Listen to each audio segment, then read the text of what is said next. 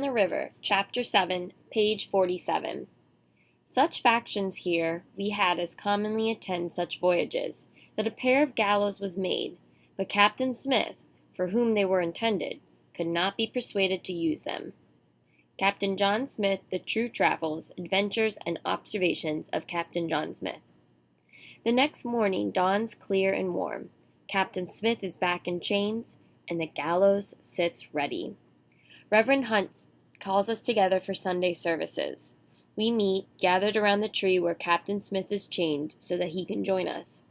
Reverend Hunt's sermon goes on for hours.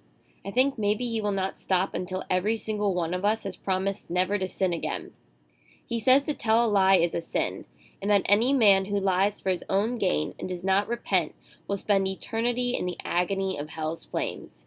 He looks right at Master Wingfield and Captain Ratcliffe, delivering his sermon with passion. I see Master Wingfield squirm. Captain Ratcliffe sets his jaw and stares straight ahead. Captain Newport looks at the two of them and shakes his head. I send up a prayer that Reverend Hunt's sermon will save Captain Smith from his hanging. After services, I bring Captain Smith some food. I wonder if it will be his last meal. Yet, he is calm. I've been a prisoner before, and I've escaped before, he says. When I was a soldier fighting the Turks of the Ottoman Empire, I was captured and made a slave.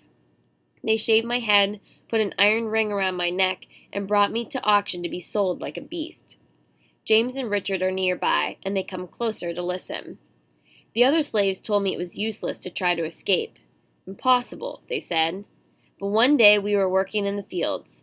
I was threshing wheat with a threshing bat. My master rode up on horseback with his whip. He cracked the whip, brought it down on my naked back, lashed my skin open. I was enraged. I took my threshing bat in both hands and swung. He swings his arms as if knocking the cruel master from his horse once again. Down he came, and before he could get his footing, I cracked the bat over his head. Then I beat him with the stub until there was no life left in him. No wonder Captain Smith is unafraid of these pale, weak gentlemen and their threats. If he wants to, he will kill them with his bare hands. Then I shucked off my slave rags, put on my master's clothes, and rode off on his horse to my freedom. Captain Smith finishes his story. The three of us boys are silent. I admire his courage, and I admire the way he talks back to the gentlemen, as if they have no right to lord it over him. I've never known another commoner who had the nerve to do that. Reverend Hunt comes marching up, a ring of keys dangling. He takes the keys to the clamps on Captain Smith's ankles. I've convinced them that without you as translator, we will all perish in Virginia, he says as the clamps open and fall away. Thank you, Reverend, Captain Smith says, rubbing his ankles. I owe you a favor. Reverend Hunt gives him a stern look. This is the favor I want, then. I want you to at least act as though you have the proper respect for these gentlemen. If you insult them and anger them again, they may choose their pride over their survival in the New World.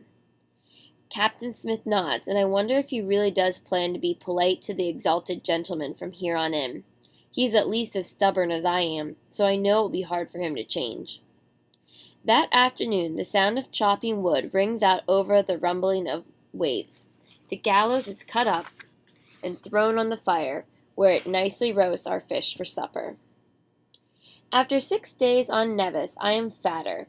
The birds are so tame we pluck them out of the bushes with our hands.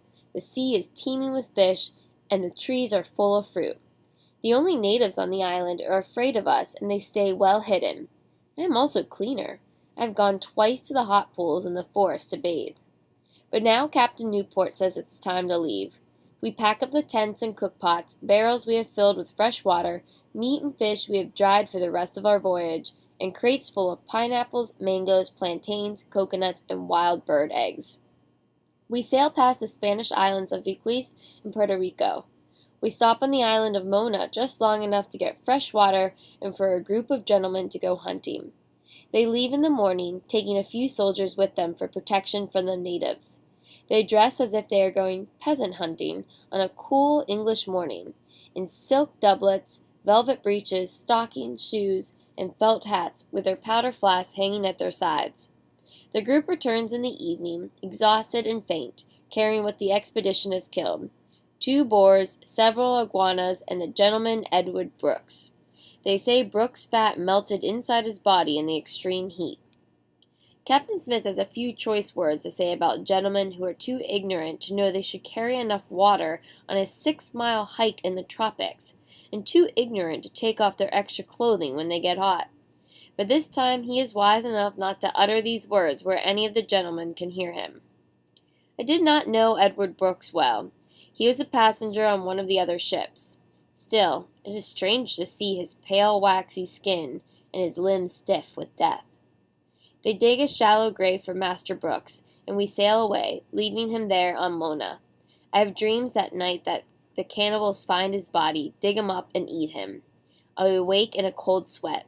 I try to calm down, reminding myself that this could not possibly happen. No one digs up a grave for food.